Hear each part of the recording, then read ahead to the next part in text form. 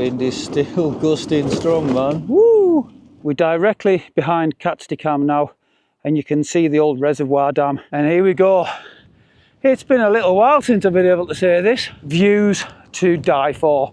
Wowee, look at this. You can barely see your hand in front of your face. Here's the ski hut. Hello YouTube. I hope everyone is fit and well and life is treating you good. And after 7, nearly 8 weeks of not being out in the mountains, today's the day I'm feeling good enough to get myself back out. Just past those trees there is Ullswater, parked up at Glenriddin, and we're heading out into the mountains. If you're a regular viewer at the channel, you'll know recently I did a competition for one of my photograph prints and a t-shirt. And the winner of that was Small Feet Pete, a gentleman that I have spoke to in the past regarding meeting up for going for a camp. So he messaged me to say thank you for being the winner, obviously, and kindly said we may as well meet up. Rather than me spending money on posting it to him, we may as well finally meet up. There's Pete just filling up with his water filter. We're just crossing the stream. And our path heads this way and up there. So it's a good job I've picked a small one. Definitely only one, a small one. It's only 800 and something meters. And like I say, there's definitely only one, but there's already an extra one being planned in because, yeah, I'm a bit like that. But we're up there, why not? The reasons for me sticking to low level recently have been twofold. One, we've had a couple of really bad storms recently. And two, myself getting used to my new medication. So if you're a regular viewer of the channel, you'll know that I've been diagnosed with low testosterone, and part of the medication for that, or all of the medication for that, involves me having to inject myself 4 times a week. 2 of those is intramuscular into my thighs, and the other 2 injections are sub-Q into my belly fat. The sub-Q injections haven't caused me any issues whatsoever, but with the intramuscular injections into my thigh, it's not been painful. I've been just aware of it, but it's given me a little bit of a dead leg. So I didn't want to push myself too hard out in the fells just in case I had any complications, but I'm all used with it now. I'm pretty confident I'll be fine. And I've only got the remnants of a little bit of a stiff leg from my last injection, which was Thursday. But I'm really happy to be back out in the mountains. I've missed it so much. You guys know me, I love being out in the mountains. Well, I love all camping, woodland, caves, hot tents, hammocks, everything. But mountains are a very special place for me, so I'm really excited to be getting back out tonight. And thank you, as always, to everyone for joining me on this one. And if you're a new viewer at the channel, welcome to A Cumbrian Lad Outdoors. And for my first camp out in 7 or 8 weeks, you'll all be pleased to hear the weather is not particularly great. At the moment, it's not too bad, a little bit overcast, but in the early hours of the morning, we've got some pretty high winds, somewhere between the 35 and 45 mile an hour range, with some heavy rain. You can see what I mean in front of me. Very overcast over Glenriddin Dodd and Sheffield Pike. We've just been walking up this lovely little valley beside this river. Striding Edge just there, and Catesty Cam. And the intended summit is up there, which is Raise. And like I say, we're definitely 100% only doing the one summit. But while we're going up, we're going to tag Whiteside, which makes it 2. But hey, why not? Just down in the valley, you can see plenty of people coming down from doing Helvellyn, which is just out of sight behind Catesty Cam. At the moment, the path is nice and clear, and the rain is actually holding back with no rain at the minute, so fingers crossed that stays off. Like I say, I'm out with Small Feet Pete. Once again, welcome to the channel, mate, first of all. Thanks for having me, mate. And a big congratulations on winning the competition that I ran recently. Yes, more for the moon, mate. Pete's prize was, like I say, one of my pictures and the t-shirt, which is in the car. So we'll make sure Pete gets that on the descent in the morning. Now, Pete is a lot more experienced than me out in the mountains. He's completed the Wainwrights a few years ago. So between us, we've come up with a summit that I haven't done yet, but also Pete hasn't camped. So that's the best of both worlds for the pair of us. But just looking up towards Catesty Cam and in the distance, it does look a little bit grim. So hopefully the pair of us can get to camp and get set up before this weather gets any worse. The path that we were following is just behind that hump. It does continue straight on, and we've taken a right hand side turn. We're directly behind Catsteckam now, and you can see the old reservoir dam directly in front of us, and that mist is rolling in just on that high peak in front of me, slightly to the left. It's very thick and it's very wispy up where we're heading. The wind is also picking up, but as we've got a bit of a sweat on, it's not too bad. I'm quite comfortable, and the rain is still staying away. Look at the top of Catsteckam now, we can't even see it. But yeah, we're on a zigzag path. Pete's legs are a little bit shorter than mine, so I've managed to get ahead of him. But yeah, not too far off the summit now, just over half a mile. As we're ascending in elevation, we really can feel that temperature start to drop. It's quite nippy on the fingertips, although the core temperature is keeping my temperature reasonably controlled, but the hands are definitely feeling it. Thankfully that path has leveled off a little bit, although not overly steep. With not being out for 7 or 8 weeks, my legs were starting to tire on that ascent. Nice and level, and that right there is the first of today's 2 summits. Like I say, we're definitely only doing 1. But as we're so close, we just decided to add an extra summit in. It is well and truly in the Clag, but not that much of an ascent up to it. And then we've just got to double back on ourselves to the original summit for the day, which is Raise. Both of these summits over 800 metres. And believe you me, that temperature continues to drop. It's a whole world different to the last time I was out on the fells. As well as high winds and rain forecast for the early hours, we have temperatures of -3 forecast. But that being said, I really am looking forward to getting out throughout winter and really pushing the QEU Stormstar to its limit to find out exactly what it can handle, and also getting some really cool hot tent camps in as well. And here we go. It's been a little while since I've been able to say this, but I can finally say White Side. Done and boshed it, mate. Another one off the list. It's been that long since I've been out in the fells, I've absolutely no idea what number Wainwright I'm on, but I will put it on the screen. Views to die for. Wowee, look at this. You can barely see your hand in front of your face. And that wind is cold, let me tell you that. My fingers are like crab sticks, man. So we will not be hanging around here. We're going to push on very quickly to Raise, which is our destination to camp for the night. Wow, that wind really has picked up. It's icy cold. I've had to get the gloves on.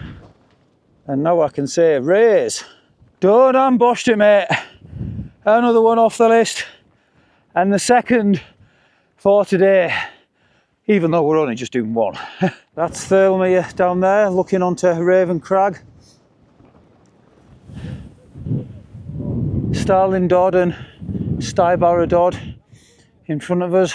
And the rest of the Helvellyn range absolutely covered in mist. Like I say, that wind really is picking up now, and it's icy cold. Time is ticking on, it is getting a little bit late in the day. So myself and Pete are going to go and find ourselves a pitch for the night, hopefully out of this wind. We've had to drop down just from the summit to get a little bit of respite from that wind. Up on top, it was really gusting quite strong and it was very bitter. Summit is just there. Sunset tonight is 6:10, so we're about 45 minutes before that sunset, and we've got ourselves set up. We've managed to find 2 reasonably level pitches, although it was quite difficult to get the pegs in because it's a bit rocky around here. With the conditions forecast overnight and early in the morning, it's no surprise both of us are in full 4-season setups. Got a nice view of Ullswater just in view there, and Bass Lake just there with Dodd, Skiddaw and Skiddaw Little Man shrouded in some mist. QEU Stormstar 2 standing solid as a rock in the winds. Nemo Tensor Extreme sleeping mat. The OAX Leviathan EV900 is back out for the season. And oh boy, is Tactical Duck happy to see that back. If you know, you know. Sea to Summit Aeros Premium Pillow, and that setup should keep me toasty warm tonight. As you can see, the cap's gone, the hat's on, down jacket. I've even got my down pants on as well. -3 plus wind and rain. I'm not taking any chances. I'd rather have it and not need it than need it and not have it. Got my healthy breakfast in a Mylar bag for morning, and I've got barbecue grains, and in that for tonight I've added some steak that I cooked at home. So that should be a nice meal tonight. Got my Jetboil and my coffee cup. Unfortunately, I ran out of proper coffee, so I'm on the instant Nescafe in the morning, but it will definitely do a job. Even though we've dropped down from the summit, we've still got some nice mountainous views and lake views in front of us. Pete's in the infamous Hilleberg Solo. Just saying, we've both managed to get a reasonably level pitch, although it was quite difficult to get the pegs in. You'll see on Pete's tent, same as mine, the pegs are in at quite an acute angle. What's your sleep setup, pal? All right, I've got the Thermarest Neo X.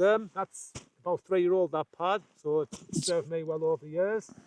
I've got the Mount Equipment Helium 600 sleeping bag, so that's been good over the years as well. And then I've got the large Sea to Summit Aeros pillow. Yeah, I've got the Aeros Premium, slightly smaller, but it's just got like a little soft layer on it, which I quite like. I'll have to have a look at that, mate. Yeah, you're more than welcome to. More than welcome to. But just said on camera, even though we're only forecast to get down to -3 with the wind tonight, neither of us have taken any chances with the kit. Full 4-season setup. Except I forgot me hot socks, mate. No point taking any chances. Better to have it and not need it than need it and not have it. That's for sure. That's the Wildside Adventures 700 Featherlight. Bit like the Storm and Norman. The stripy hat guy that sort of developed this one. Oh, I've got my little I use that for measuring out my bioethanol. I've got my bioethanol there. Got the little burner. There's kind of a little bit of tissue. And then you've got the titanium. That just clips together. And that all just clips together. You've got it interlinked the two, but I'll show you that later on. And then it comes with a Torx 700mm pot. So all in, full on About cook. 140 grams. So Yeah, nice and light that, mate. yeah, you don't get the issues with the gas in the cold Yeah. months either. Not like me. I'm lazy. I've just brought the Jetboil. But yeah, Pete's right.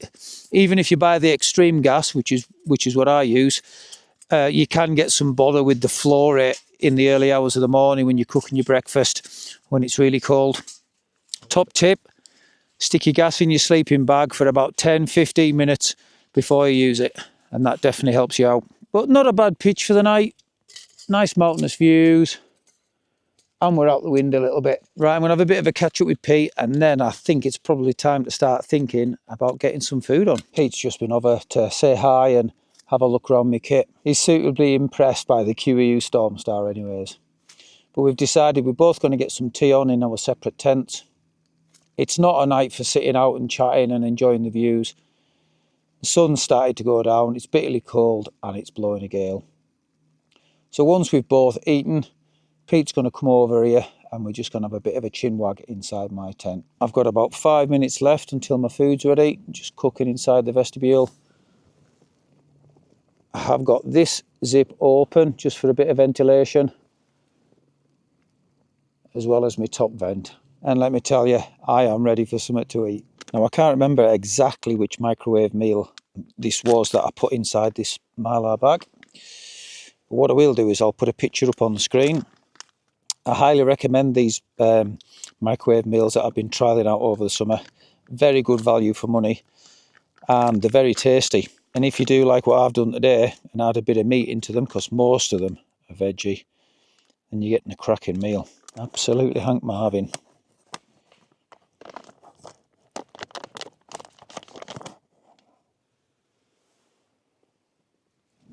Big chunks of beef. Barbecue grains, I think it is. Yep, that definitely ticks a box.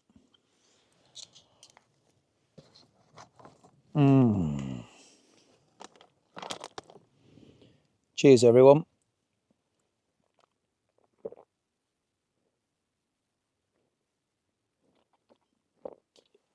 Oh, that's better. and this steak is done to perfection.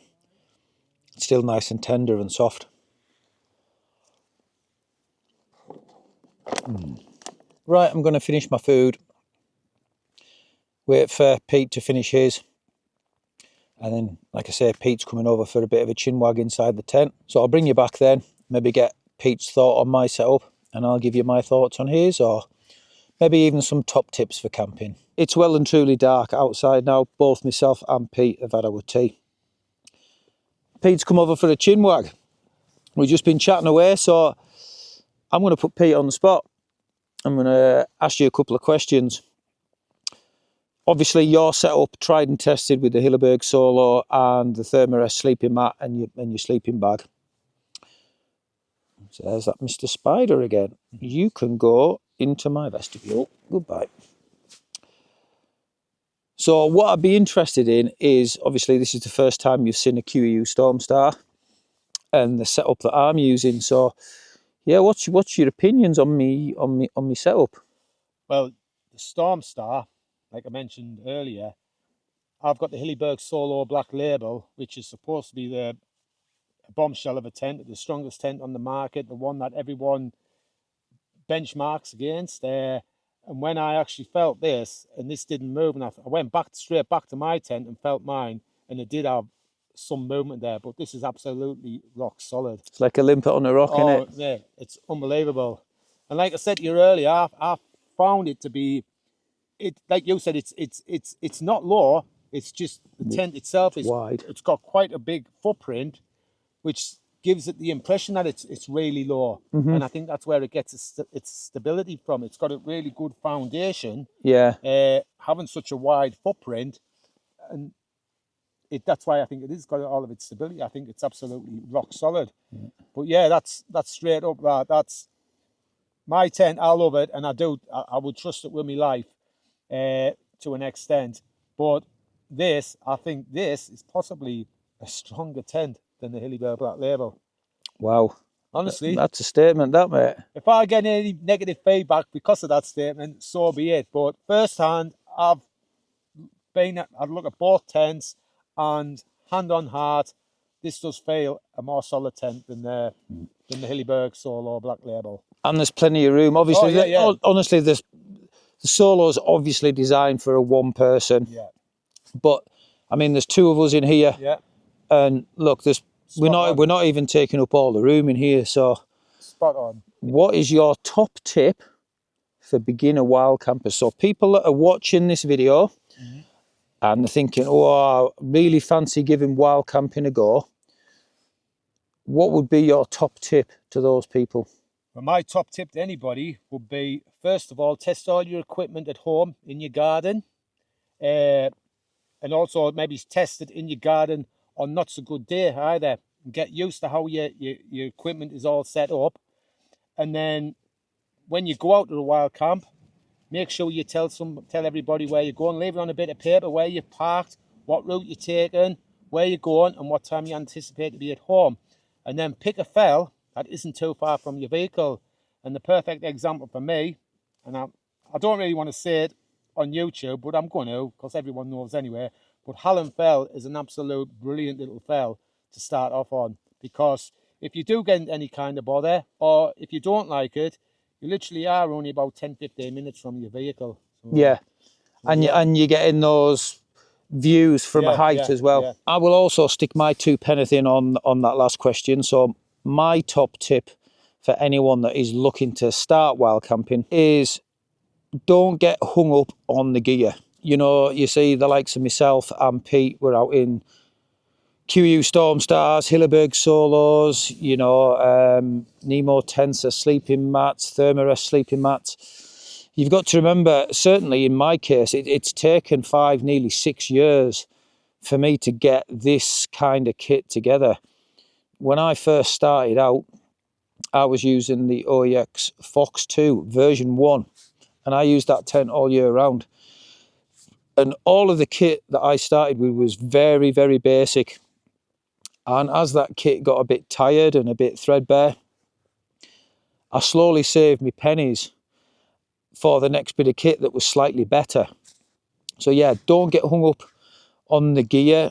Buy stuff, do your research still, but buy stuff, you know, like the OEX Fox 2, which is now a version 2. You can still pick them up in the sales for around about the £80 to £100, you know, and get yourself out there. That's the most important thing. Right, I'm going to switch the camera off for a little bit. Myself and Pete, we're going to have a little bit more of a catch up before getting our heads down for the night. Well, Pete and I have had a good crack inside the tent. It's almost 9 o'clock.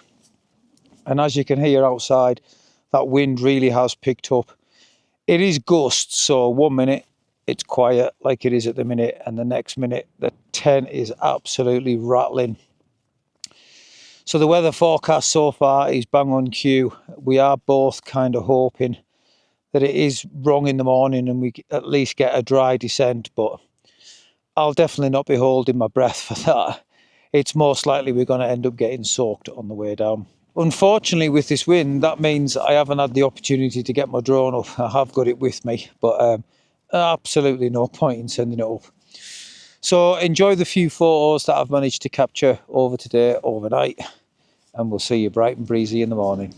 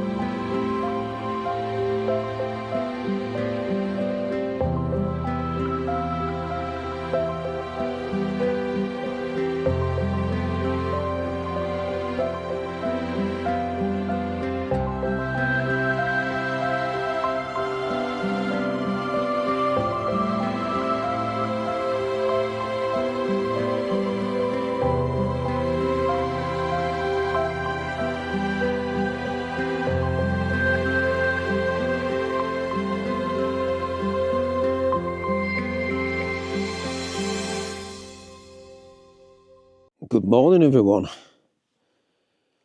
5 to 5 in the morning. So a pretty solid night's sleep. I was only up once, about 2 o'clock. That wind's been pretty constant all night. It's mainly gusty, so I've just been speaking to Pete, who's also awake, and it's either dead still or it's gusting really strong. There was no rain at 2, but I don't know whether you guys can hear it, but it is just and so starting to spit at the minute. So considering the wind, that's a good night's sleep. I'll take that. Slightly better than Pete's. Pete said he's been broken night's sleep with the wind, but I'll take what I've had. That's pretty good for me. Oh. Toasty warm with the winter bag as well. I am on a slight pitch, but what I did was I rolled up my down jacket. You just see the tail end of it here. Just put it underneath one side just to stop me sliding, and that worked a treat. So I'm going to give it 5 minutes, clear the sleep from my eyes, and I'm going to get kettle and breakfast on. Like I say, I've got my healthy breakfast, but I'm going to put warm water in that, or boiling water in that I should say, for the first time today, just to get a bit of warmth in the hands and the body. Kettle's on. I have had to level the Jetboil up a little bit. You can see I've got the lid just under 1 foot there. But what I have started doing with this tent is it's got the bit of material that runs across the width of it, and it's quite thin, so I've just put that through one of the notches in the feet, and I'm finding that just gives it a little bit of extra stability, especially when it's gusty winds like this. Not that the tent's going to be touching it, but you get a bit of movement in the tent, and I'm finding that just helps stabilise the Jetboil a little bit. Wow, that wind is still gusting strong, man. Woo! Yeah, that's definitely getting up into well into the 40s, I reckon. Like I say, no posh coffee this morning, I ran out. So I'm just on the Nescafe sachets. But it's definitely doing the trick.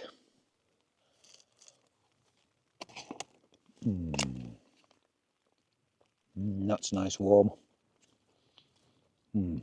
Like I say, that rain is just and so starting to spit. But with the wind pushing it, we're probably going to get quite wet even as it is now, walking back to the car. But we're both fully prepared with the waterproofs. And I am rocking a new head torch on this camp. I tried it out last week in the woods with Kat just to see how I liked it and how it worked. And it's the Nitecore NU25UL, which stands for ultralight. 50 grams this is. I've actually been sat on this for a little while. Nitecore sent me it when they sent me my ultralight power bank. But obviously that was in the middle of summer and I haven't needed a head torch until now. I'll go through all the stats on another video, but you've got kind of a warm yellowy light, which has got low, medium and high. And then you can turn it to a bright LED light, low, medium and high. And then you've got red, low, medium. And I found it worked pretty well in the woods, plenty of battery life even on the highest setting.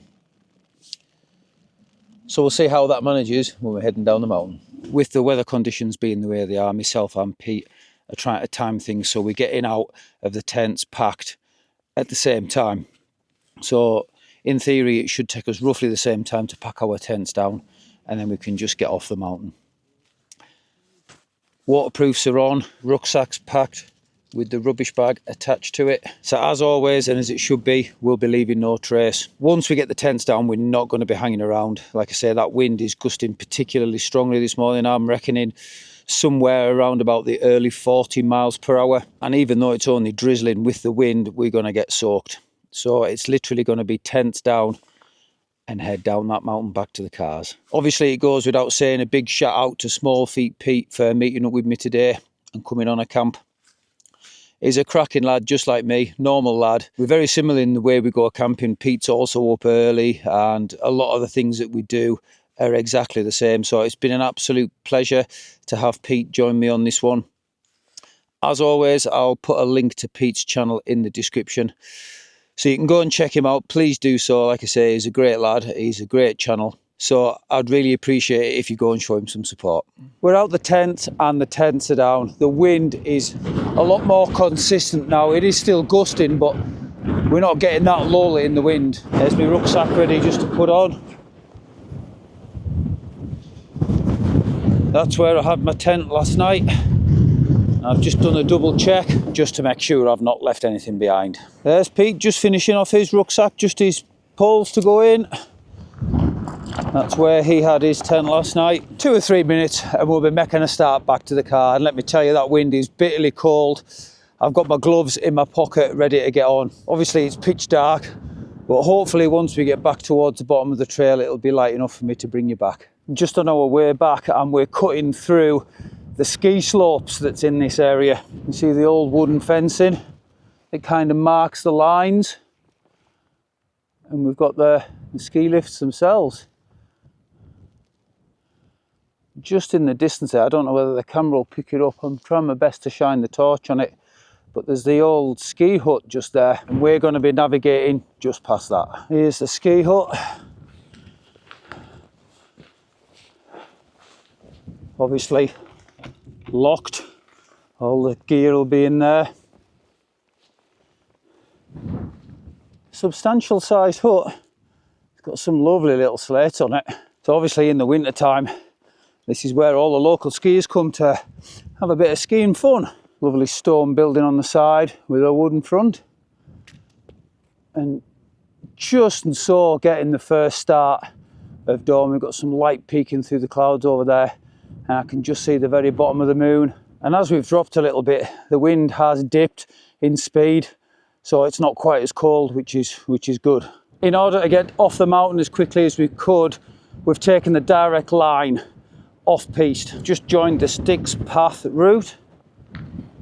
Up to our left is Sheffield Pike, and just round the corner is Glenriddin Dord. Little bit of a sunrise just starting in front of us, and we can just and so see the lights of Glenriddin and the tail end of Ullswater. We've been en route for about 45 minutes, so I reckon about another half an hour will see us back at the cars. We're descending very rapidly now. We're just above the old mine that's now holiday lets and holiday cottages. See the river. The little bridge that we crossed is just down there, and you can see our route that we took up yesterday. We're not on a bad section of the path now, but just behind us it was very difficult to navigate. It was all washed away, but the going's not too bad now. Although me and my ski feet are having to take extra care. Size 13s, once you start them slipping, there's no stopping them. We're not so far off ground level now, and this is the remains of the old mine. You can see where they had must have been a bit of a dam that they used for water power. And like I say, all the old cottages or holiday lets and the like. Not far off getting back to the car now, and some lovely, just the glint of some sunrise colours in the sky. Exactly an hour and a half to get back to the car, so I'm happy with that. We did stop off for about 15 minutes at the ski hut, so actual walking time is probably about an hour and 15 minutes. Really enjoyed that. Like I say, with it being the first trip out into the mountains for 7 or 8 weeks, it was a good stretch of the legs, which are feeling fine, by the way. And even though we said we were going to do one summit, we did bag a second, so that's great. Again, I can't remember what number we're in, right? I'm up to, I will put it on the screen. But happy to bag 2 on my first trip out in a while. Great to meet Pete.